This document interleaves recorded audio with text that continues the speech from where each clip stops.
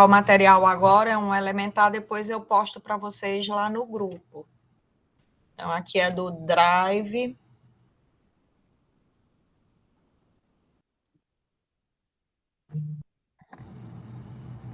Então,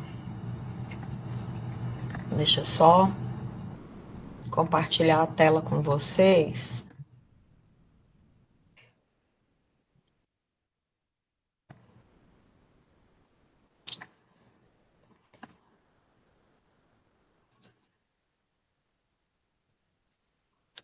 Aí, deixa eu só... Adivinha?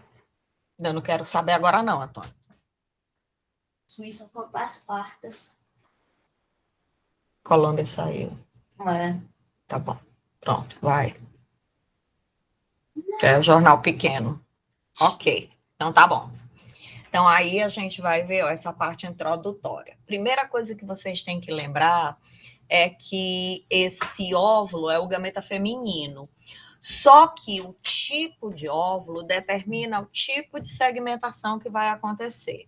O óvulo, ele vai ser classificado quanto à quantidade e distribuição do vitelo, que é aquele nutriente do embrião. Então, aqui, gente, a gente vai classificar esses 4 tipos de óvulos. A gente vai ver que o óvulo pode ser oligolesto. O que é o óvulo oligolesto? É aquele que tem pouco vitelo e ele é distribuído de forma homogênea. Aí ele aparece nos equinodermos, nos poríferos, nos mamíferos. Aí vem o óvulo heterolesto. Ó, como ele já tem uma quantidade superior de vitelo. E a distribuição vai ser desigual. A gente vai ter ó, uma parte onde o vitelo fica e a outra parte onde o núcleo vai ser localizado. A gente chama essa aqui de polo animal, onde está o núcleo. Deixa eu só arranjar um apontador que preste. Ó, isso aqui é o polo animal e esse aqui é o polo vegetativo. Então, observem que o heterolesto é como ele diz que é, metade da célula é ocupada pelo vitelo. O telolesto ou mesolesto é aquele que tem uma quantidade elevada de vitelo. Ele vai ter o vitelo ocupando quase toda a estrutura de célula. O polo animal ele fica numa pequena região que é conhecida como cicatricula. Esse heterolesto ele vai acontecer nos peixes, em anfíbios. Agora, esse telolécito ele vai acontecer em aves e répteis. E o centrolesto é o que o nome está dizendo. Aqui está o núcleo, o vitelo fica ao redor do núcleo que se localiza na região central. Existe uma logicidade para a gente não ter que memorizar, para a gente compreender por que é assim. Por que esse aqui tem pouco vitelo?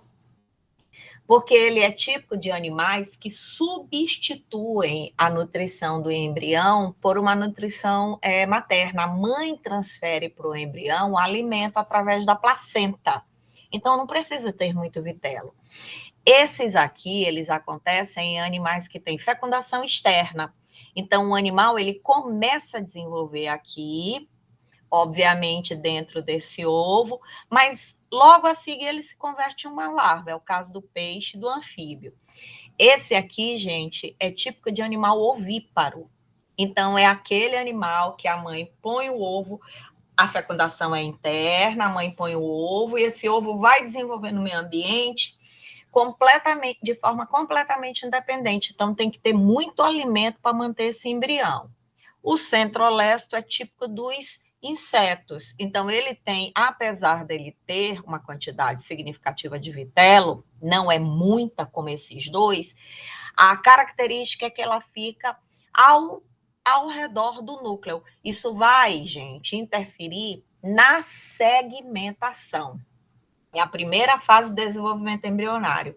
Assim que ocorre a fecundação, estímulos da penetração do espermatozoide no óvulo fazem com que ele termine o desenvolvimento embrionário, porque lembrem-se, desenvolvimento embrionário não, a gametogênese, lembre-se que quando o espermatozoide entra, ele não está entrando no óvulo, ele está entrando no ovócito secundário. A entrada do espermatozoide faz com que a divisão celular se complete, a meiose se complete e haja a formação do óvulo. E essa entrada, ela vai, depois que o espermatozoide entra e a maturação do óvulo ocorre, e a formação do óvulo propriamente dito, aí que vai ocorrer a anfimixia, que é a fusão do núcleo masculino com o núcleo feminino que caracteriza a fecundação. Então, a fecundação é caracterizada pela cariogamia ou anfimixia, que é a fusão do núcleo do espermatozoide com o núcleo do óvulo. O espermatozoide, quando entra, ele entra no ovócito, aí ele espera o ovócito completar o desenvolvimento e formar o óvulo, para então ele fundir o núcleo dele com o núcleo do óvulo. Só que depois que isso acontece, começam as divisões celulares, que são as segmentações. Só que as segmentações, elas dependem da quantidade e distribuição desse vitelo. Portanto, a gente vai ter inicialmente 2 tipos de divisão celular. A clivagem, ela é caracterizada, como eu disse para vocês, por essa sequência de divisão celular. A segmentação ou clivagem, que depende da quantidade de vitela, a gente vai já mostrar quais são os tipos, ela vai determinar a formação de etapas de desenvolvimento embrionário, que são a mórula, a blástula, e a seguir a gente vem para a próxima etapa, depois da segmentação ou clivagem, que é a gastrulação. Então, o que é que acontece durante a segmentação ou clivagem? O embrião, ele passa pela mórula e ele vai para a blástula.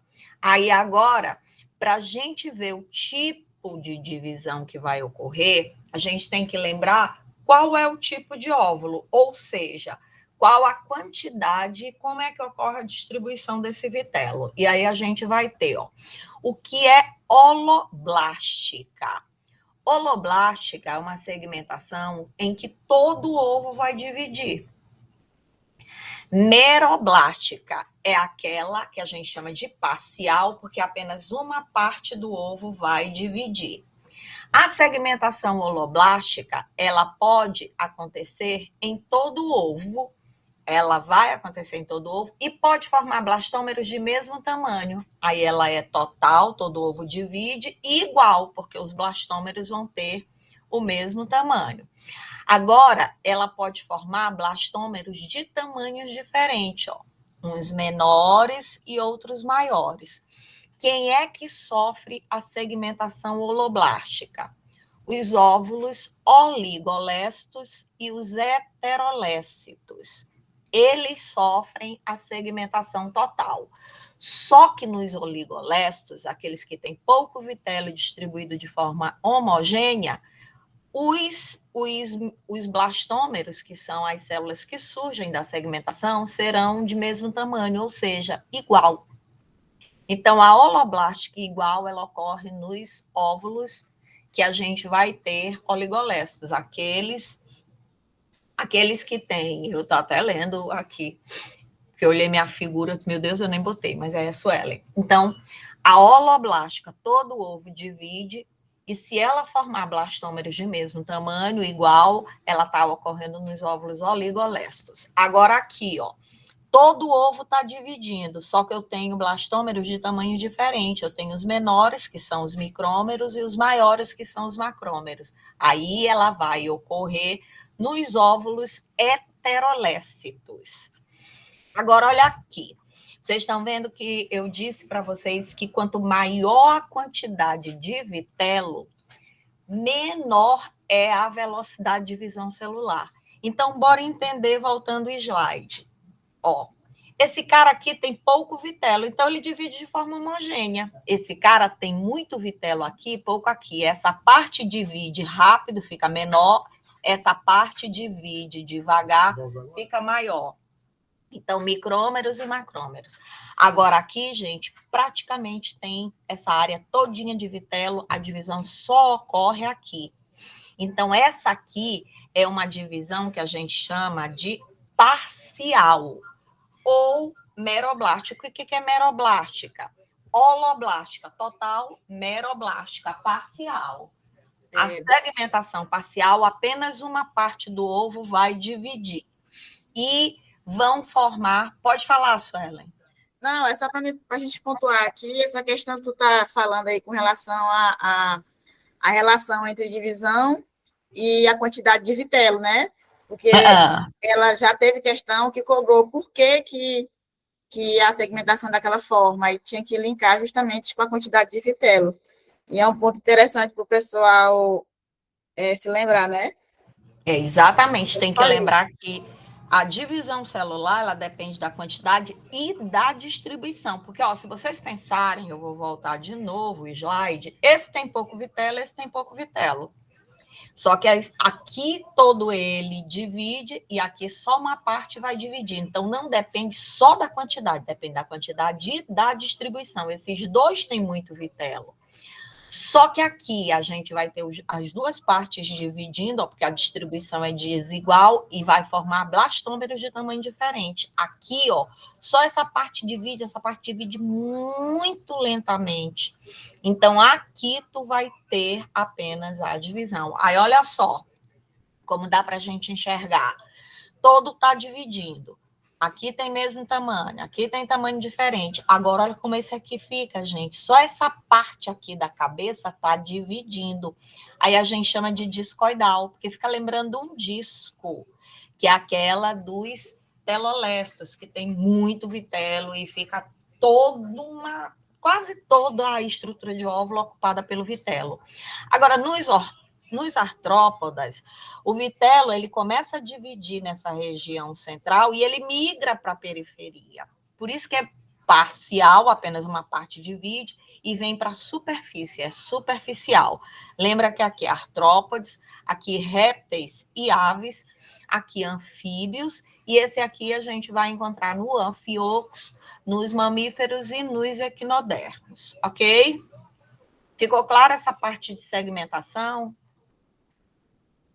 Agora, gente, eu vou voltar para aquela imagem, ó. Lembra que eu disse, deixa eu só mudar aqui o slide, ó. Aí eu vou passar para um outro slide para vocês enxergarem, apresentar outra coisa. A janela, agora eu quero esse aqui. Pronto.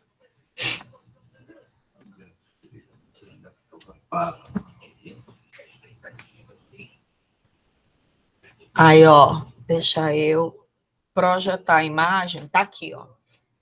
Aí aqui, ó, como dá para a gente ver, a gente vai ver que a segmentação holoblástica, na verdade, ela pode ser radial, ela pode ser espiralada ou ela pode ser bilateral. Então, aqui a gente vai ter, ó, os quinidários, equinodermos e anfíox, aqui usando ele. Gente, não vem com esse grau de complexidade. Nem se preocupem que não vem. Vou até passar para não deixar vocês doidos. Não vem.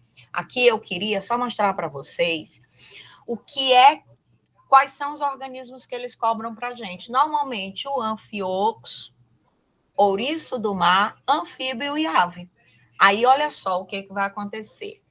Na segmentação, vocês lembram que eu disse que a segmentação forma primeiro esses blastômeros, aí quando a gente tem aproximadamente 16 blastômeros, a gente vem para a mórula. O que é a mórula? A mórula é essa estrutura aqui, ó. É uma... deixa eu apontar, estou sem um apontador, desculpem. Ó, isso aqui é a mórula. É uma estrutura em que os blastômeros eles foram divididos e, obviamente, eles formam esse maciço, essa parte cheia de célula. É como, gente, se o ovo fosse uma bola de basquete. Agora tu vai pegar várias bolas de tênis e juntar elas para formar uma bola de basquete. Então, tu tem várias bolinhas formando uma bola, entendeu? Isso aqui é compactado. Então, a mórula aqui, ele está mostrando para vocês no anfíox. Por que ela é assim? Porque tu tem blastômeros de mesmo tamanho, lembra?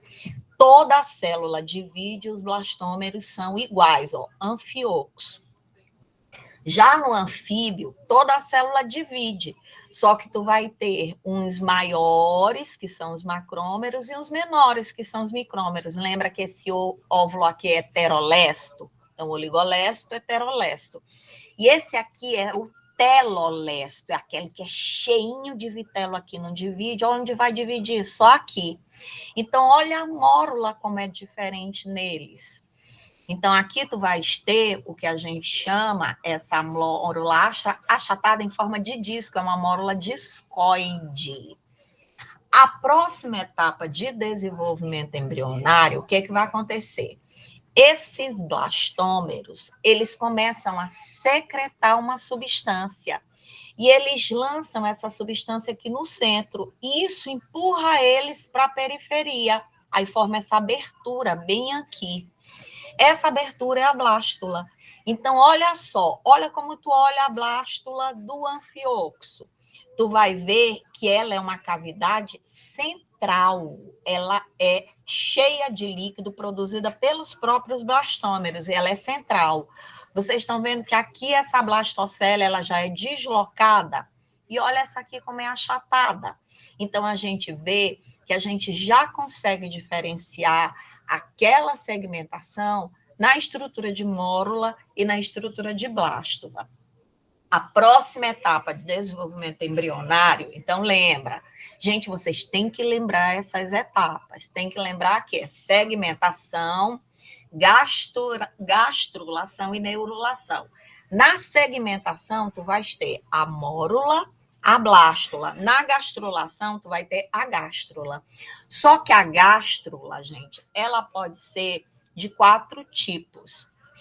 É só a gente lembrar que as estruturas menores, os micrômeros, eles dividem mais rápido que os macrômeros.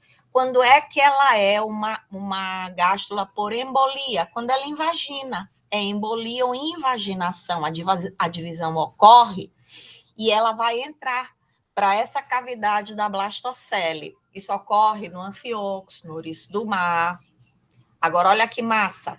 Aqui, ó, o que vai acontecer? Em vez dela estar entrando, ela está evoluindo. O que ela está fazendo? Ela está expandindo, ela não está fazendo aquela cavidade aqui, ó. Ela está vindo para essas laterais aqui. Então, a gente vai ver que essa divisão celular, ela vai ocorrer para o interior do embrião através dessa abertura aqui, que a gente vai ver que é o blastóporo. Aqui a gente tem um arquêntero, aquela cavidade da blástula, que é a blastocele, está bem aqui, ó, ela foi estrangulada pela entrada desses blastômeros aqui. Então, involução. Agora, o que é epibolia? Epibolia é recobrimento. O que vai acontecer? Não é que isso aqui esteja entrando, é essa aqui que está recobrindo ela. É porque o esquema confunde um pouquinho. Imagina que uma está entrando e a outra está recobrindo. Então, são atividades de movimento dos blastômeros diferentes. Aqui ocorre no ouriço e no anfíbio. E, finalmente, a ingressão. A ingressão ainda tem a delaminação, que a gente também cita, mas eles quase não usam. Essa aqui também eles quase não usam. É quando essa camada é formada aqui e as células elas vão se soltando e elas têm um formato de garrafa. Então, elas migram da superfície para a parte interna e essas células que migram, elas vão ter o formato de garrafa. Ocorre no ouriço do mar e naqueles óvulos centrolestos da drosófila. E, finalmente, a delaminação. Aqui, gente, é o processo onde é como se ela dobrasse, e a formação de 2 lâminas paralelas a partir de uma camada celular inicial. Isso acontece com os mamíferos e com as aves. Aqui, gente, é só lembrar, porque isso aqui é importante, na hora que a gente for falar da próxima aula dos genes, do ROX, são genes que estão envolvidos na caracterização do eixo animal. Ok, agora a gente vai para aquele slide que Suelen postou. Espera aí, deixa eu só compartilhar aqui com vocês.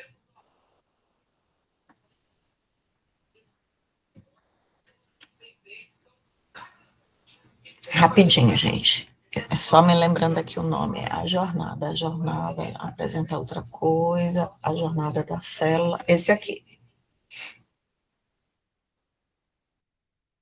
Então, ó...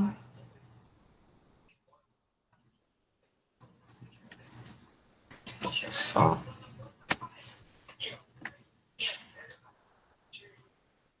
Aí aqui, ó. Vocês estão enxergando? Estão vendo a... Então, olha só, gente.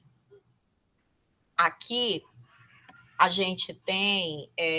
porque agora no slide, quando eu for falando, eu vou revisando tudo que eu falei para vocês daquelas estruturas. Então, olha só. Oh, meu Jesus. Tente enrolar.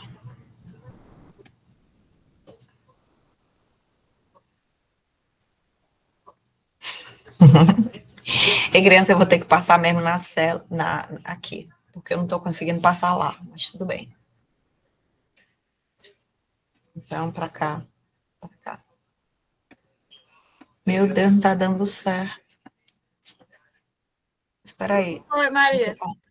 Eu não estou conseguindo passar a imagem. Ah, passei, ó. Pronto, ó. Oh, meu Deus. Tá aqui, ó. Tá aqui. Então, a gente vai ver, como eu disse para vocês, a gente vai mostrar essa sequência de eventos que ocorrem durante o desenvolvimento, o desenvolvimento embrionário. Então, a gente vai ver as atividades que foram passadas e, de forma concomitante, a gente olha o conteúdo aqui. Então, olha só. Como eu disse para vocês, o que acontece? A fêmea, gente, ela vai ter toda a estrutura de ovulação controlada por hormônios, cujo controle é encefálico. Então, o encéfalo, a gente vai ver que na figura do hipotálamo, controla, através da produção de hormônios, a liberação do gameta feminino. Toda a estrutura feminina é aprontada para que esse momento aqui ocorra. E aí, o macho, ele vai ter a função, obviamente, de colocar o gameta masculino na gaveta feminina, na estrutura vaginal da fêmea, e aí ele vai passando por aqueles obstáculos, ele cai na vagina, que tem um pH ácido, o espermatozoide morre, os que sobrevivem vão na estrutura uterina, eles vão contra a gravidade, quando chega lá em cima, eles têm que decidir qual lado da tuba uterina eles vão seguir. Existe uma comunicação hormonal, mas alguns se perdem. Quando eles entram na tuba uterina, eles vão nadando contra os movimentos ciliares e peristálticos da tuba uterina, até que eles chegam no texto terminal. Aí eles têm, no máximo, 3 dias para sobreviver nessa região. A fêmea, no momento em que ela ovula, que ela libera, lembra que ela libera o ovócito. E aí, o que vai acontecer? Esse ovócito quimicamente atrai esse espermatozoide. Aí ele vai enfrentar os obstáculos, que são as camadas celulares, da corona radiata, depois elas vão a membrana pelúcida, aí o acrossomo, ele entra com as enzimas para que a penetração ocorra. Entrou, o espermatozoide, ele fica, só a estrutura de cabeça dele entra, e ele fica, ao romper aqueles grânulos de amido, a membrana de fecundação ocorre, e aí ele fica no stand-by. Aí ele espera o final da meiose desse óvulo. Então, ele está em metáfase 2 interrompida, ele vem na fase 2, telófase 2, aí ele forma o segundo GP e, finalmente, a gente tem o óvulo. Aí o núcleo do óvulo e o núcleo do espermatozoide fundem. Aí você tem o zigoto. No zigoto, você vai começar a sofrer a divisão celular, a segmentação ou clivagem. Aí tu forma os blastômeros. Gente, essa clivagem, ela vai... Vocês estão vendo aqui a setinha branca, não então? A clivagem, ela vai desse ponto até esse ponto. Então, daqui até aqui, a gente tem segmentação ou clivagem. Essa segmentação ou clivagem nada mais é do que uma sequência de mitoses. Só que, lembra, o tipo de clivagem vai depender da quantidade e distribuição de vitelo. Pois bem, que tipo de clivagem está ocorrendo aqui? Essa clivagem ela é total ou parcial? Total. Total. Todo ovo está dividido. Então, a gente chama ela de holoblástica. Esses blastômeros, eles têm o mesmo tamanho ou eles têm tamanhos diferentes? São iguais. São iguais. Então, a segmentação, ela é holoblástica e total. Ou total. E ela forma blastômeros iguais. Então, na classificação geral, ela é holoblástica igual. Onde é que ocorre? Nos equinodermos, nos mamíferos. Aqui, gente, o que é a mórula? Como eu disse para vocês, aqui é como se fosse isso aqui é uma bola de basquete. Aqui são várias bolas de tênis formando uma bola de basquete. Isso aqui é compactado, não tem buraco aqui no centro. Acontece que essas bolas começam a produzir uma substância que empurra elas para a periferia, ó. Aí vai ter essa estrutura periférica e esse centro, que é a blastocele. Aí não esqueçam, nessa fase aqui, a gente tem células totipotentes. O que é uma célula totipotente? Uma célula totipotente é uma célula que é capaz de originar qualquer coisa. Ela é capaz de originar qualquer peça do embrião, inclusive anexo embrionário. Mas a partir daqui a gente começa as sinalizações genéticas. E aí a partir dessa fase, a gente começa a próxima, que isso aqui é clivagem, lembra? A gente vai para a gástrula. Aí nessa gástrula a gente vai ter necessariamente, a partir da sinalização, a gente já vai ter diferenciação. Então, olha o que ele te põe, qual a questão que ele põe. A partir do zigoto totipotente, a proliferação celular, que é a clivagem, gera blastômeros que formam a mórula. A reorganização dessas células e a formação da blastocele, que é essa cavidade, dão origem à blástula. O primeiro grande passo será o passo arquitetônico. Os modelos mantêm o volume total, porque é o seguinte, nessa etapa, apesar delas dividirem, como essa velocidade é muito rápida, normalmente não há crescimento. Essa mitose aqui, gente, inclusive, ela não vai ter os períodos G.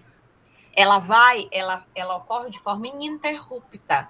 E essas células, elas são mantidas geneticamente, a própria mãe garante nessas células que tenha a estrutura de mitocôndria e que tenha o controle genético para a divisão dessas células. Então, mantém o volume total, ela praticamente tem o mesmo tamanho durante a clivagem, a divisão celular sem crescimento. Então, totipotência, elas são capazes de originar tudo. No final da blástula, a gente vai formar uma estrutura que é o embrioblasto e o trofoblasto. Aí sim a gente já tem uma célula que a gente chama de pluripotente. Aí a gente vai ter células que são capazes de originar apenas anexos embrionários, células que são capazes de originar peças do embrião. Aí vem, clivagem, uma análise comparativa resolvida. A clivagem holoblástica, lembra, todo ovo divide, meroblástica, apenas uma parte do ovo vai dividir. Clivagem completa do citoroplasma ocorre em ovos com pouco vitelo, oligolesto ou com vitelo distribuído distribuído uniformemente. Na verdade, aqui, ele vem te perguntar, na meroblástica,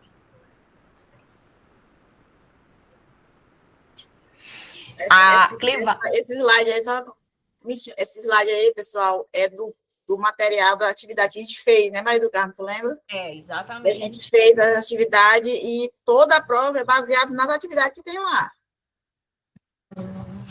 Quando a gente fez o estudo em janeiro, a gente começou a estudar em novembro, não foi, Suelen? Desde o dia que a gente entrou.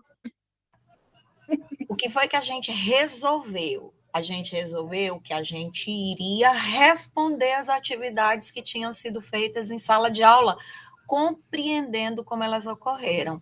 Gente, deu certo, porque tudo que tinha lá, eu posso falar assim, que eu senti dificuldade em uma questão, mas não porque não tivesse dado, é porque eu não dei o devido valor, que foi aquela onde ele perguntava as funções dos genes. Gente, eu fiquei tão assim, chateada, porque é uma coisa que eu gosto demais. É da sinalização, né? Pois é. Eu me lembrei de 2 genes só. E aí é o eu gene fiquei... ROX, o SOX, o PAX, Pois é. Né? E a gente estudou bem, Maria do Carmo. Eu não dei muito valor, porque eu decidi não fazer embriologia, porque, sinceramente, vocês são guerreiros. Eu dei tanto valor para esse tipo de segmentação, quem sofria, como era no ouriço, cara, que eu dos genes, eu sabia bem 2, mas, e foi a aula que eu dei, que eu fiquei mais chateada, meu Deus do céu, eu me lembrava do ROX, do SOX, mas eu não me lembrava dos outros, da WN, que é do ectoderme, para saber se ele vai originar ectoderme ou sistema nervoso, cara, eu fiquei muito chateada, enfim. Mas deu certo, graças a Deus. Quando eu peguei minha nota, eu disse assim, cara, eu não acredito que eu tirei essa nota em algumas das questões. Mas eu estava tão feliz de ter passado que eu nem argumentei nem nada. Ficou mesmo do jeito que era. É igual enfim, com a fisiologia. Eu tenho certeza que eu tinha tirado 20. Mas, enfim, né? Não vou brigar. E eu nem quis olhar espelho nem nada, que eu não ia ficar desgastada. Meroblástica, gente, é quando apenas uma parte vai, a gente diz que ela é parcial, porque apenas uma parte vai dividir, apenas uma parte do citoplasma divide. Então, ocorre no telolesto e no centrolesto. Aí, o que ele te pedia? Ele te pedia quais eram as semelhanças e quais eram as diferenças nesses tipos de divisão celular, nesses tipos de clivagem. Aí, aqui já está a resposta. Semelhança, aumento no número de células, na quantidade de blastômeros, formação da blástula, apesar dela ser aqui de um tipo, aqui do outro, ela é formada nos 2, e início a partir do zigoto. Quais as diferenças? Na holoblástica, todo o ovo divide, na beroblástica, apenas uma parte do ovo divide. Tamanho e disposição dos blastômeros variam drasticamente. Aí ele te pedia o que podia, qual seria a hipótese para explicar essa diferença. Aí a hipótese é o que Suelen disse, que dependia da quantidade e distribuição de vitelo. Então, a diversidade dos modelos de clivagem é uma adaptação evolutiva à quantidade e distribuição de vitelo no ovo, que serve como reserva nutritiva para o embrião. A justificativa do tamanho. A apresentação da clivagem com modelos no volume total é correta, pois nessa fase as divisões celulares ocorrem rapidamente sem fase de crescimento celular. Não tem G1. Então, resultando em blastômeros cada vez menores, o que dá uma homogeneidade no tamanho do embrião. O embrião, apesar de aumentar a quantidade de células, ele não aumenta o tamanho. Aí, a proximidade dos blastômeros, eles permanecem unidos. Eu esqueci de falar isso para vocês. Joira está participando da reunião, Suelen? Não entrou. Gente, Joira falou muito isso. Que esses blastômeros, porque se tu pensar... Esses blastômeros, eles estão dividindo e eles estão sempre permanecendo unidos. Essa adesão celular, ela depende de uma proteína que chama caderina. Ela é essencial à estrutura desse embrião inicial, porque essas células podiam dispersar, mas elas permanecem aderidas por causa dessas caderinas. É uma proteína, viu, gente? Isso depende de uma informação que é herdada da mãe, é a mãe que garante isso, é um gene materno. Aqui, a gastrulação, como eu disse para vocês, a gente vem aqui por esses movimentos morfogenéticos. Aí tu tem que saber, a ingressão. Lembra que na ingressão, gente, as células, elas saem, olha como elas têm um formato de garrafa. Elas ficam com esse formatinho de garrafa. Aqui, ó, ela está sofrendo uma dobra para dentro do citoplasma. Por isso que a gente diz que é invaginação. A gente diz que é a epibolia quando ocorre o recobrimento. Essas células dividem tão rápido que recobrem as outras. Aí é epibolia. Então, invaginação, que é a mesma coisa de ingressão, aí epibolia, ou recobrimento, a delaminação é essa. Olha como a gente vê bem. Essas células é como se elas formassem elas têm duas camadas que ocorrem de forma concomitante, de forma paralela. E a convergência. Aqui é importante que vocês lembrem que eles deram um texto para a gente ler, o que foi o experimento de Gourdon. Então, o que é que a gente observa? O Gourdon, ele fez um experimento em que ele pegou os girinos e ele mostrou que era possível, numa estrutura desenvolvida, se tu pegasse uma única célula deste girino, tu era capaz de reorganizar um novo girino. Isso foi o start para o que a gente vem desenvolver posteriormente, que é a clonagem. Então, por que que isso ocorre? Porque cada célula desse ser vivo, ela abriga um lote genético capaz de originar um todo. Obviamente, eles fizeram para ele, o Gourdon, para ele provar que isso estava certo, o que que ele fez? Olha aí, ó, ele induziu a estrutura de fecundação. No girino é muito fácil, porque lembra que nos anfíbios a fecundação é externa. E aí, o que que ele faz? Ele tira desse animal desenvolvido, ele extrai uma célula epitelial do intestino desse girino. Então, olha, ela é uma célula diferenciada, é uma célula que já tem uma função específica, já tem ativação gênica. Só o que que ele faz? Ele pega essa célula e ele vai injetar isso ele pega uma célula gonádica, uma célula ai, meu Deus, Germinativa. Isso, germinativa. É uma célula, gente, que é ou um espermatozoide ou um ovócito. O que que ele faz? Normalmente, gente, a gente consegue fazer com um espermatozoide, viu? Mas é muito maior a frequência divisional do óvulo. Plim, plim. É possível, gente, que a gente pegue 2 espermatozoides atualmente e funda e desenvolva um embrião. Vocês sabem que isso atualmente é possível. Só que a potência divisional, ela é, por excelência, mais ativada na estrutura de óvulo. Então, o que que eles fizeram? Eles pegaram o ovócito e injetaram, tiraram o núcleo dele e injetaram essa célula intestinal que já tinha o material genético do adulto. Então, o que que eles queriam provar? Eles queriam saber se naquela célula diferenciada já tinha todo o potencial para formar um novo ser vivo. Então, eles pegaram uma célula adulta, que é uma célula, não de um adulto, mas uma célula modificada, ela já era uma célula da parede intestinal do girino, e eles tiraram o núcleo do ovócito e botaram o núcleo dessa célula. E aí eles induziram a divisão. E aí eles viram que essa estrutura era capaz de desenvolver um novo girino, que eu não me lembro muito bem a porcentagem, mas parece que 30% das células que eles faziam isso, elas eram capazes de originar girinos normais. Então, o que que a gente vai ver aqui? 30%, ó. Eu não sei se é 30% aqui esse valor, não, gente, não tenho certeza. Mas o que é certo é que ele provou que, mesmo na gente, numa célula nossa, a gente vai ter. Eu vou falar com o que a gente já sabe atualmente. a gente tem na estrutura nuclear carga genética capaz de originar um outro ser vivo geneticamente igual a gente. Tanto que, a partir daí, a gente tem com o... Como é o nome do da Dolly, gente? Do cara da Dolly, é o escocês Ian Humot.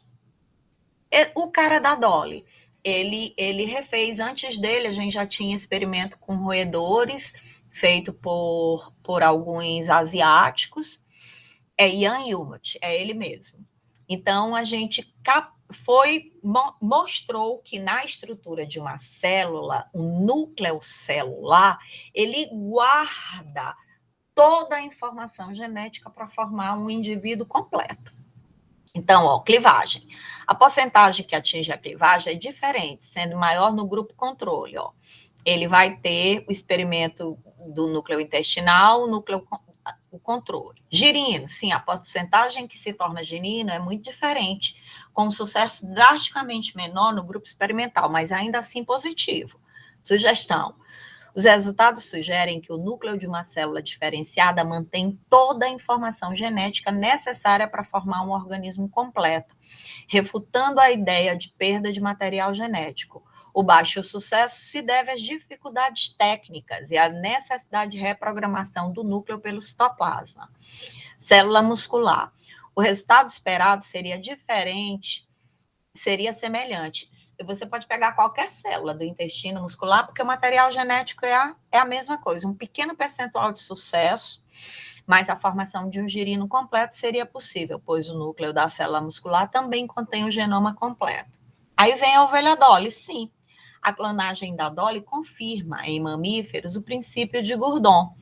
Núcleos de células diferenciadas são totipotentes ou pluripotentes quando reprogramados. Então, eu coloquei aqui para a gente ver essa estrutura das questões. Agora vem a outra questão, é só para lembrar que as nossas células, elas se comunicam, a linguagem hormonal, ela vai acontecer a partir da etapa de blástula. A partir de blástula, tu já tem a linguagem das células. E a linguagem, tu pode ter uma célula, o que é parácrina? É uma célula que secreta sinal, tá vendo? Essa célula tá liberando alguma coisa, e essa aqui tá recepcionando, porque ela tem, ó, uma estrutura de recepção. Então, ela vai ser a célula-alvo, essa aqui libera e essa aqui recebe, por isso a linguagem é parácrina. O que é justácrina? É quando as células se comunicam por contato direto através de moléculas de superfície, tá vendo? A junção comunicante. E o que é autácrina? É quando essa célula libera uma substância que vai agir nela mesma. Os receptores de superfície, eles reforçam a identidade. Então, o que ele te pedia? Ele queria saber como é que essa célula, ó, a célula sinalizadora A, a molécula sinalizadora B, o receptor específico C e a célula-alvo D, como eles se comunicavam. Então, ocorre a etapa de síntese ou liberação pela célula sinalizadora, aí vai haver o transporte, vai haver o reconhecimento pelo receptor específico. Então, por exemplo, se esse sinal ele não for reconhecido por essa célula, não haverá nessa célula um receptor específico. Portanto, não vai haver o reconhecimento. O transporte pode acontecer, a síntese pode acontecer, a liberação pode acontecer, o transporte pode acontecer, mas se não tiver o receptor específico, não vai haver o reconhecimento. Aí o que acontece? Com esse receptor, essa substância liberada pela célula sinalizadora é recepcionada pela célula-alvo e vai fazer com que ocorra uma resposta dessa célula. Então, ó, célula sinalizadora produz uma molécula sinalizadora ou ligante que vai se ligar ao receptor específico de membrana da célula-alvo, desencadeando uma resposta interna. Então, a comunicação entre as células, ela vai permitir que esses organismos funcionem. Imagina como é que essa célula fica unida e como é que elas conversam entre si. Ó, vocês vão originar ectoderme, aí vocês têm que migrar para cá, vocês vão originar endoderme. Essa comunicação, ela depende dessas substâncias secretadas e, obviamente, a resposta depende desse reconhecimento de membrana. Aí, ó, o gradiente do morfógeno, ele vai ser importante. Aqui, a gente usou especificamente para identificar a quantidade de morfógeno necessário para determinar a ação. Então, quando ele mostrou na gastrulação que tinha a ectoderme, a gente já sabe que a ectoderme ela vai formar duas peças. Ela vai formar epiderme e anexos e vai formar o sistema nervoso central. Mas como é que a gente vai definir quais são as células da ectoderme que vão formar epiderme e quais são as células da ectoderme que vão formar o sistema nervoso? A comunicação, gente, ela depende de morfógenos. E esses morfógenos, eles têm que estar em uma determinada concentração para definir quais são as estruturas que serão formadas. Então, por exemplo, ó, aqui ele disse que essa célula está liberando a substância sinalizadora e que quanto mais próximo da célula, uma resposta específica vai acontecer. Quanto mais longe, outra resposta vai acontecer. Então, ó, a diversidade celular surge da combinação de diferentes sinais. Uma célula integra múltiplos gradientes de morfógenos. Esse aqui que eu esqueci, ó, WNT, sim, feliz. BMP, FGF. Essa combinação única de sinais ativa um programa genético específico. Não é um sinal, mas um código de sinais. Então, olha só, a análise da figura final, ó, tipo celular, estão vendo? Ó, a gente tem, ó, o cinza claro, um verdinho, sei lá, um azul, né? E aí, o morfógeno chega. Dependendo da região onde ele vai atingir, a concentração dele pode estar maior ou menor, isso vai determinar a formação de epiderme ou de sistema nervoso central, que a gente vai ter. Então, ó, tipo celular cinza claro, esse tipo celular é definido por receber uma baixa concentração de sinal vertical azul e uma baixa concentração de sinal horizontal vermelho, ó. Esse aqui, ó, pouco azul e pouco vermelho. Aí, família de moléculas sinalizadoras. O FGF, diferenciação do mesoderme, formação de membros.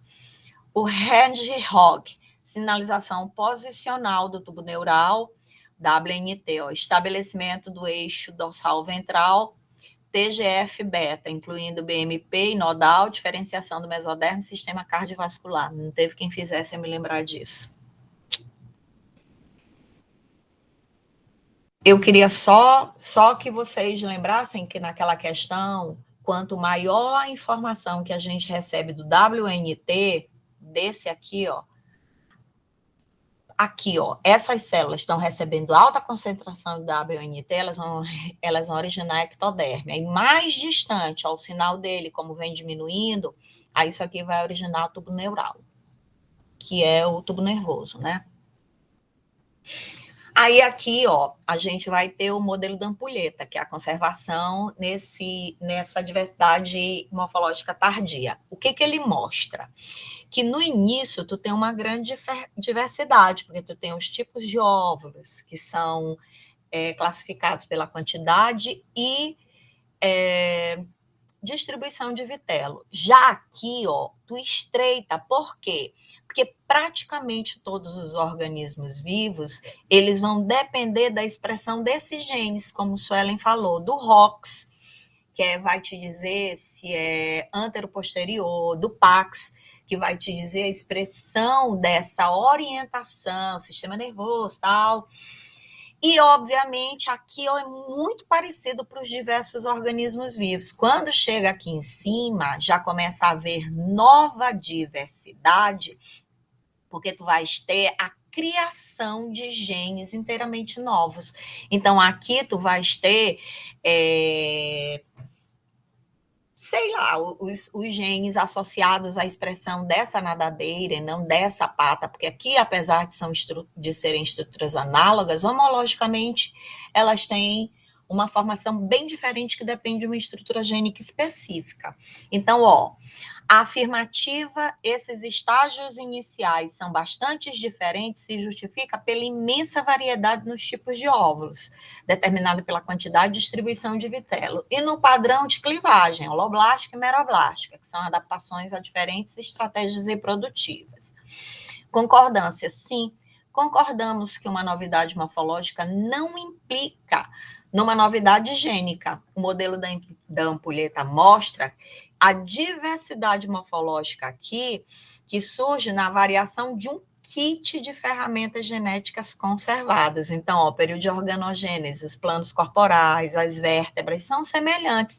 Aí vem da conservação desses genes, ROX, PAX e, obviamente, Sorcerife prorigolar, que são genes que são praticamente mantidos. É o que garante quando a gente fala assim, qual é uma evidência do parentesco evolutivo entre esses organismos vivos e uma linha filogenética preservada? A expressão desses genes nesses organismos. Eu vi uma questão falando sobre os olhos, né? Os olhos dos mamíferos e os olhos dos insetos. É o mesmo gene, né? Isso. Isso Agora, mostra que nós temos parentesco evolutivo. Exatamente. Então, isso resgata o parentesco evolutivo. Esse estreitamento da ampulheta e a expressão desses genes é muito comum entre os organismos vivos. E aqui, ele disse assim, ele mostrava uma imagem para a gente, queria que a gente preenchesse esse quadro, mas ele mostrava onde os genes estavam presentes. Então, o FGF está presente no mus músculo, no Xenopus leves e no dengue rélio. Aí, a mesma coisa o WNT, o nodal, o BMP, o ácido retinóico. Agora, o Cerberus, ele vai ser exclusivo do Xenopus, o Cordim e o Noguin também.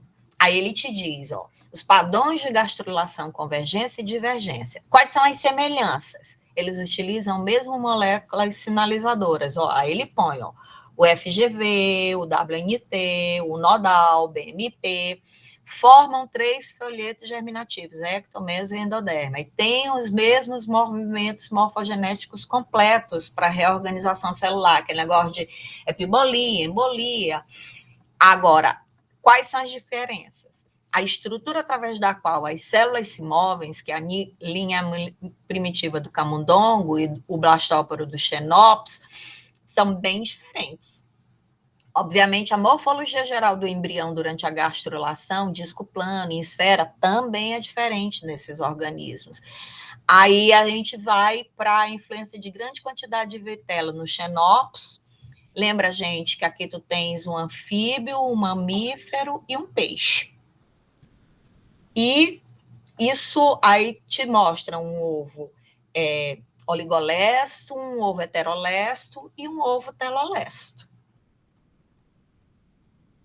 Aí ele vem para a metáfora do bolo de chocolate, que é interessante para associar isso com as semelhanças e diferenças no desenvolvimento embrionário. Ele mostra que é possível que tu use os mesmos ingredientes, os mesmos morfógenos, e que tu tenhas semelhanças e diferenças.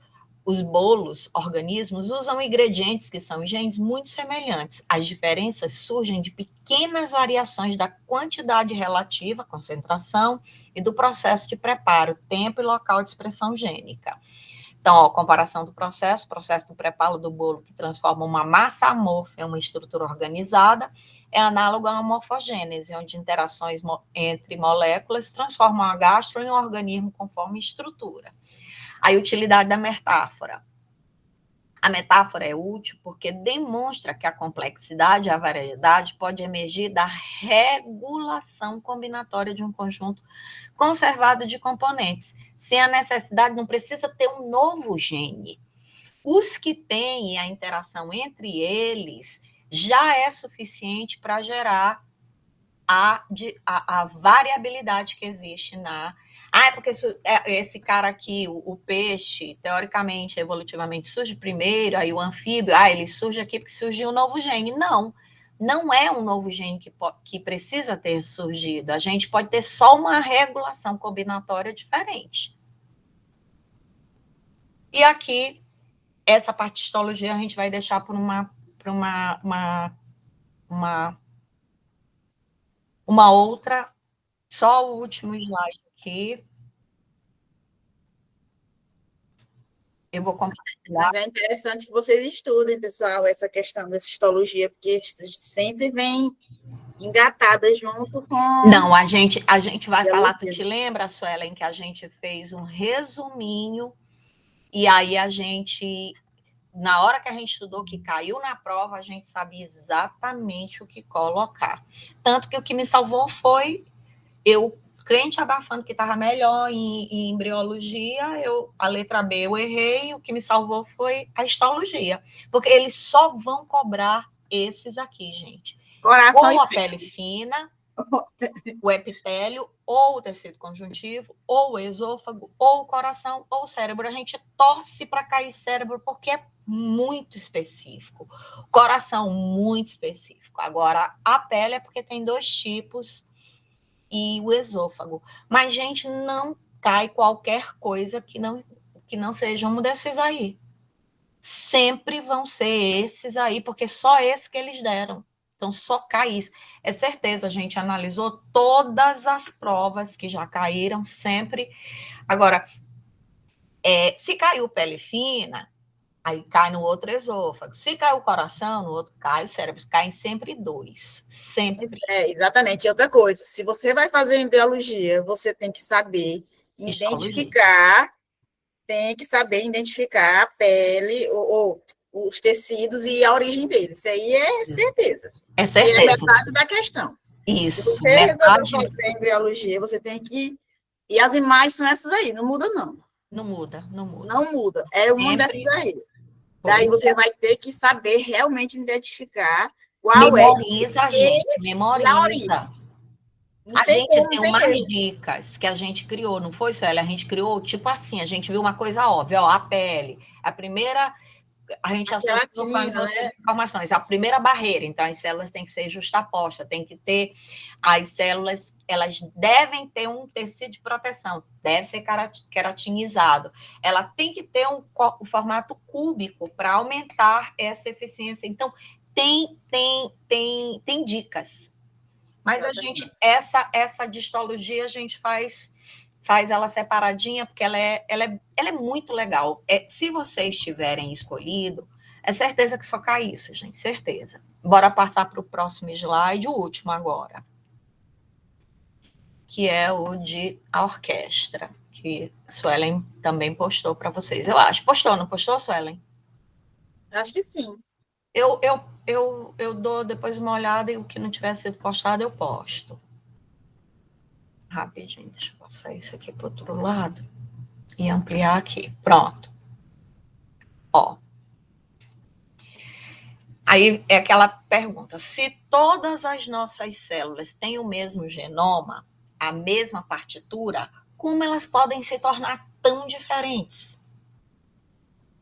E aí vem a regência da diferenciação. Então, gente, a partitura seletiva, transcrição de diferentes conjuntos gênicos. Então, olha só, todas elas têm o gene A, B, C, D, E, se forem de um mesmo indivíduo, né? Agora, na minha célula epitelial, o gene A foi ativado. Na célula muscular, o B foi ativado. Na célula nervosa, o C foi ativado. Então, a gente tem uma transcrição de diferentes conjuntos gênicos, o que determina uma expressão específica de características. Então, a partitura seletiva Transcrever. O que é transcrever? É pegar aquele material genético e expressar. A gente vai ver a informação do gene, produz a proteína. Então, a gente vai determinar a expressão dessa característica. A herança dirigida. O que vai acontecer? Vocês estão vendo essa molécula aqui? Ela, no momento em que ela divisiona, ela pode mandar informação na segregação, ela pode determinar tipos diferentes de clivagem. E aí a gente pode ter funções diferenciadas. E como a gente falou para vocês, existem determinadas substâncias químicas que são produzidas por células e que não são percebidas por outras. Para que a célula perceba uma comunicação química, ela precisa ter o receptor de membrana, que é essa coisinha aqui, como se fosse anteninha. Essa célula está liberando o sinal e essa célula consegue perceber esse sinal porque ela tem esta estrutura, esse receptor de membrana. Então, o diálogo celular, interações indutivas entre células vizinhas. Às vezes a célula não é tão próxima, não. Ela não precisa ser tão próxima. Então, aqui, o destino escrito no citoplasma. Então, tá aqui, o desenvolvimento, a gente vai ter, vocês estão vendo que há uma distribuição heterogênea nessa célula, e na hora que essa célula sofre, apesar dela estar sofrendo mitose, o que vai acontecer? Vai haver especificações citoplasmáticas diferenciadas. Então, o desenvolvimento em mosaico, o destino é selado pelo citoplasma herdado. Então, aqui, vocês viram, há uma concentração diferenciada e na divisão há uma herança diferenciada. A especificação do citoplasma química, do citoplasma dessa célula é diferente dessa aqui. Agora, obviamente, a gente pode ter uma especificação que é condicionada. O que vai acontecer? Essa célula, ela é igual a essa, só que a gente vai ter o destino moldado por células de vizinhança. Então, as células vizinhas começam a liberar substâncias químicas que regulam o desenvolvimento de uma determinada célula. Por exemplo, nos insetos. Por que a gente disse que a divisão ocorre nessa região central e depois migra para a periferia? Porque a gente vai ter o que é um sincício. É uma estrutura celular multinucleada. Então, ocorre quando esses núcleos dividem em um único citoplasma. Vai ter uma célula com vários núcleos. Então, a informação genética aqui, ela pode ter... não.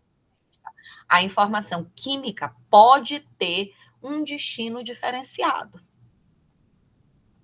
Aqui, o que define o palco, essa estrutura, como eu disse para vocês, aqui está a célula. Aqui, quando o espermatozoide entra, ele entra no ovócito. E Maria, rapidamente, que a gente prossiga. Esse slide anterior, quando tu fala aí de informações herdadas, nessa primeira imagem aqui, eu queria que tu me explicasse novamente. Que herdada exatamente de quem? Na célula, na estrutura celular. Essa célula aqui, ela vai, não o núcleo dela, mas o componente citoplasmático vai fazer, por exemplo, eu vou mentir aqui porque eu não sei. Essa aqui vai ser uma célula epitelial, essa aqui vai ser uma célula nervosa. Porque o componente citoplasmático determina que foi determinado pela ativação gênica é diferente desse aqui, entendeu? Então, o que está no citoplasma, que às vezes a gente pensa que a ativação gênica, que é uma peça nuclear, depende exclusivamente desse genoma nuclear, e não é. O que vai determinar o destino dessa célula depende também do que está escrito no citoplasma, entendeu? A composição química citoplasmática. Aí, quando a gente fala dessa penetração, desse espermatozoide, que a gente já sabe que entra a cabeça, muito raramente essa peça intermediária, ele entra, aí uma reação em cadeia ocorre aqui. Então, ela vai quebrar a simetria desse óvulo, criando essa o que a gente chama de criando os eixos de polaridade dorso-ventral e antero-posterior. Então, ó, anterior, posterior. O espermatozoide cria isso, a entrada do espermatozoide. Aí ventral, dorsal. E aí os genes ROX, eles vão atuar como um mapa genético. É esse ROX que vai determinar que aqui no anterior que vai existir o desenvolvimento da cabeça, aqui da cauda. Então, a fecundação define os eixos e o gene refina esse plano corporal. Ora, se o espermatozoide entrou e determinou a polaridade, aí a gente vai ter a formação da região anterior, então aqui o ROX vai ativar o desenvolvimento da cabeça, e aqui ele determina o desenvolvimento da cauda. Como o Suelen falou, ele é importante até nessa própria estrutura de desenvolvimento de peças específicas, como o olho. Então, por que o olho sempre se desenvolve aqui, não ali ou acolá? Entenderam? Então, essa estrutura segmentada, cabeça, tórax, abdômen, isso depende do gene, da informação genética. A ativação desse gene vai depender da quebra dessa simetria, criando essa polaridade e esses eixos.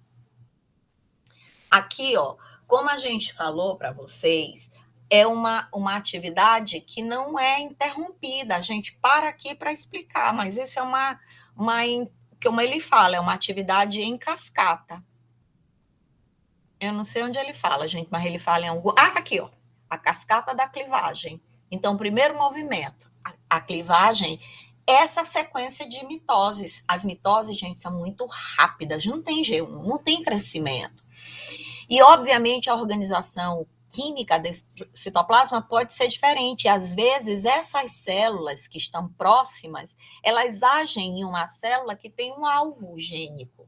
Então, ela vai ter na membrana um receptor e ela vai ter um componente químico de citoplasma diferente. Isso ativa o gene. Então, a gente vai ver que é toda uma... Gente, eu digo sempre que biologia prova que Deus existe. Biologia prova cabal de que Deus existe, isso é muito organizado. Tem que ter alguém por trás orquestrando esse processo da vida. É muito organizado para não ter alguém por trás. Deus existe. Aí, quem é Deus? É aquele cara que está por trás desse controle químico. Eu tenho um amigo, não sei se vocês, porque eu sou aqui de São Luís, né? E ele é professor do IFMA como eu, e ele diz que o grande lance não é a biologia, é a química. Tem hora que eu concordo, mas eu vou deixar ele saber que eu estou concordando. Gente, mas é muita química aqui por trás, muita química.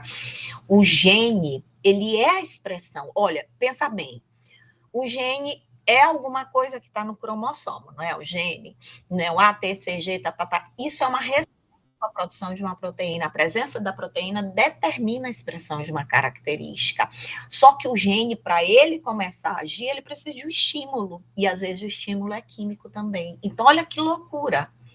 A gente induz a expressão de um gene através de uma substância que o gene produz. Então, a pergunta, né, quem surge primeiro, se é a galinha ou se é o ovo. Quem surge primeiro, se é a proteína ou o material genético, enfim. Aqui a gente tem, claro, que nessa divisão, a gente vai ter o controle da quantidade de distribuição de vitelo. Então, aqui é uma imagem que Suelen criou para a gente. Eu não sei se foi Suelen ou foi Joira. Foi tu, Suelen, essa... Foi eu. Não sei se foi do meu. Muito correta, porque mostra, gente, olha, isso aqui é a caderina, gente, olha, claramente as células ficam ligadas, e vocês estão vendo como elas toda está dividindo, elas têm o mesmo tamanho. Agora aqui, se vocês olharem, ó, apenas uma parte está dividindo. Então, isso aqui claramente é holoblástica, a divisão toda está acontecendo no ovo e ainda é igual, ó, a gente tem blastômero de mesmo tamanho. Aqui já é meroblasto, que é parcial, apenas uma parte está dividindo.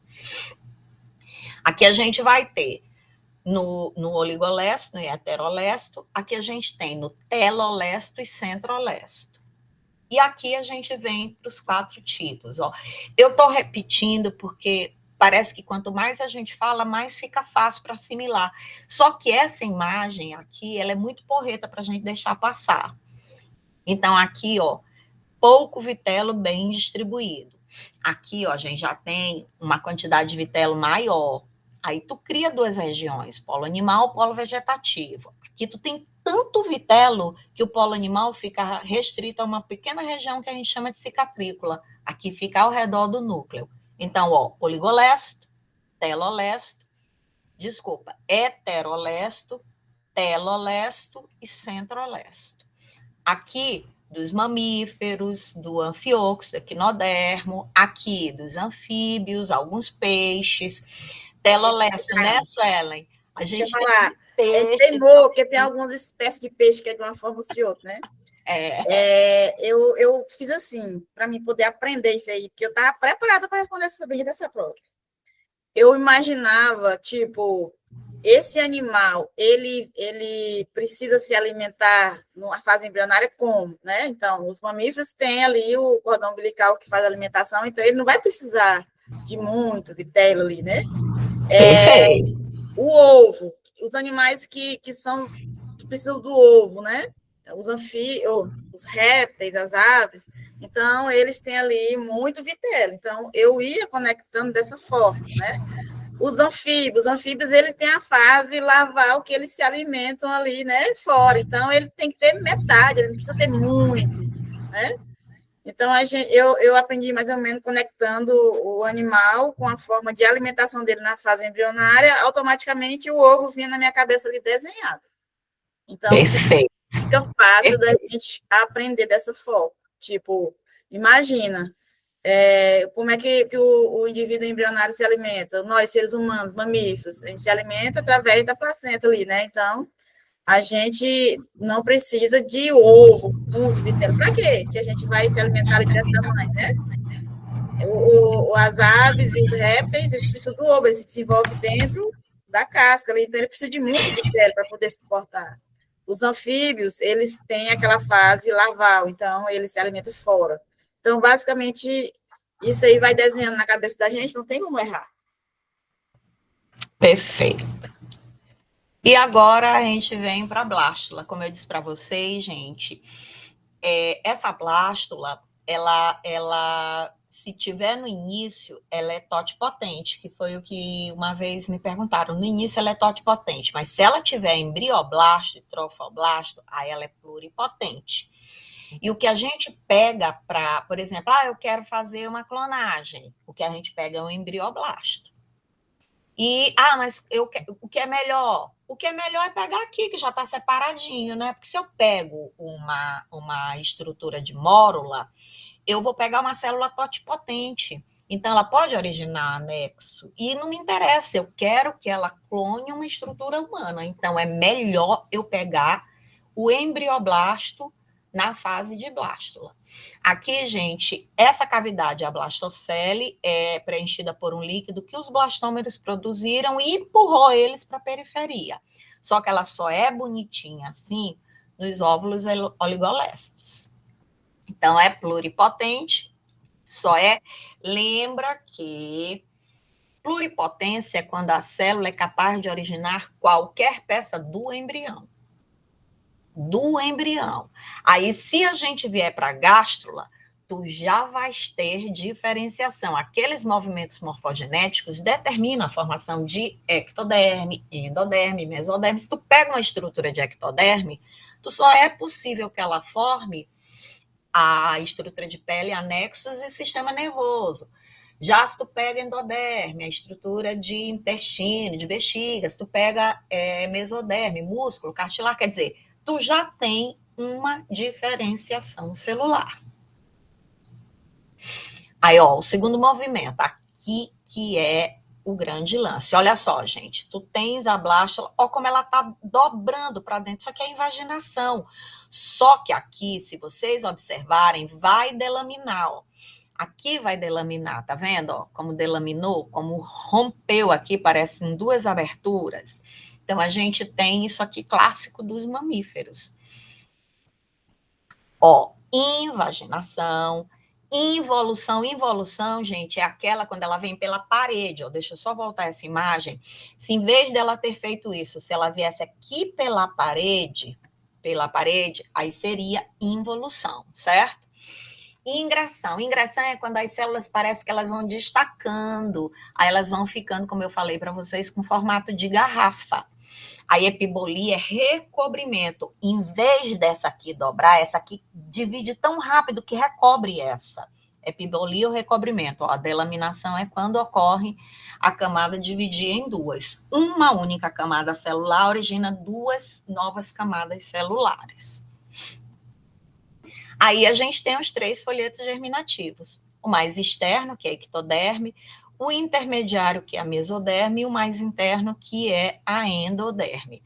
Como a gente sabe, a ectoderme vai originar o sistema nervoso epidérmico com os anexos, a endoderme ela vai originar o tubo digestório e a mesoderme vai originar a estrutura de músculo, osso, sangue, tudo que for intermediário. Assim. Essa abertura aqui, gente, isso aqui a gente já sabe que é a gástrula porque a gente está vendo os folhetos germinativos. Essa abertura aqui, ó, isso aqui é fim da blastocele. Esse aqui é o blastóporo. Então, esse blastóporo, ele vai ter um destino. Ele pode originar primeiro a boca, aí o animal é protostômio, ou ele pode formar primeiro o ânus, e o animal é deuterostômio. Estômio é boca. Primeiro, protostômio, primeiro forma a boca. Deutero é segundo. Deuterostômio, segundo ele forma a boca, porque primeiro ele formou o ânus. Agora, olha só. Existem animais que só vão ter 2 camadas de células, a mais externa e a mais interna, ectoderme e endoderme. Eles são diploblásticos. Quem são eles? Só os quinidários. O porífero, gente, ele não evolui para a formação de gástrula, ele não forma gástrula. Então, a partir dos quinidários, a gente tem, ele só tem 2 camadas celulares, ecto e endoderme, por isso ele é diblástico. Os demais são triblásticos. E aí vem a estrutura de celoma. O que é celoma? É uma cavidade corporal. Eu sempre digo para os meninos, ó, o coração da gente, ele é um músculo, é um órgão de estrutura muscular que age pulsando. Por isso ele tem que estar no buraco. Se eu me cortar ao meio e abrir, o coração está num buraco, numa cavidade. Se tivesse, por exemplo, se meu coração fosse na coxa, dentro da coxa, ele não ia conseguir exercer a função com excelência.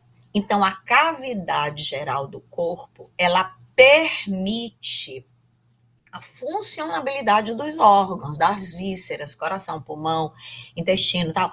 E é por isso que ela é formada. Só que existem animais que não têm.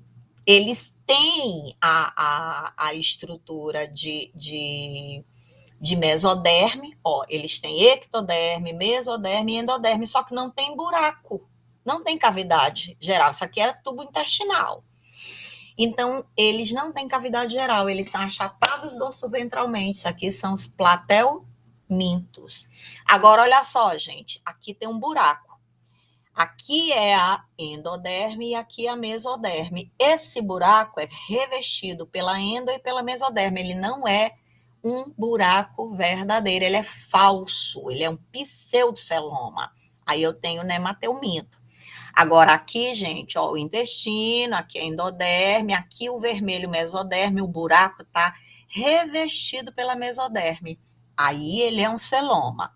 Só que esse celoma, ele pode ser formado por migração celular, as células vão migrando, aí o animal é esquizocelomado, ou por evaginação celular. Aí o animal é enterocelomado. Então, aqui eu tenho platelminto, Aqui eu tenho nematelminto. Quem são os esquizocelomados? Artrópodas, moluscos e anelidas. E os enterocelomados? Equinodermos e cordados. Então, aqui todo esquizocelomado é protostômio. Todo enterocelomado é deuterostômio. E vocês podem observar, pessoal, que está tudo interligado, né? Os conteúdos. Se você for parar para pensar na filogenia, está diretamente ligado com a embriologia, que está amarrado com a genética, que está amarrado com a biologia celular. Isso é coisa de louco, isso daí. Evolução. É porque aqui, gente, lembra que atualmente, quando a gente vai registrar parentesco evolutivo entre os organismos, a gente vai analisar o embrião.